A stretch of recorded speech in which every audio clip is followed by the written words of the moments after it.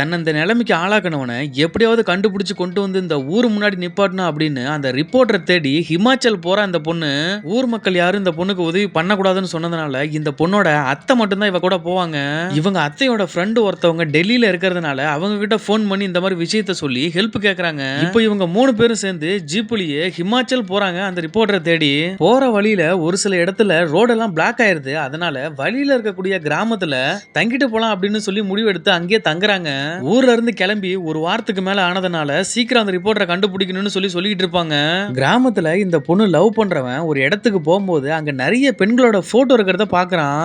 அந்த இடத்துல தான் கட்டிக்க போற பொண்ணோட முகம் ஃபுல்லா தெரியற மாதிரி போட்டோவா பாக்குறான். இப்படி தான் கட்டிக்க போற பொண்ணோட முகத்தை உலகமே பாத்துருச்சு அப்படின்னு ரொம்பவுமே கோவப்படுறான். அதுக்கு அடுத்த நாள் இந்த பொண்ணுக்கு ஒரு மெசேஜ் வருது. உடனே நீ லவ் பண்ற பையனுக்கு போன் அடிச்சு பேசு அப்படின்னு. அவனுக்கு போன் பண்ணதுக்கு அப்புறம் தான் தெரிய வரும் வேற ஒரு பொண்ணு கூட அவனுக்கு நிச்சயதார்த்தம் ஆயிட்டு இருக்கு அப்படின்னு.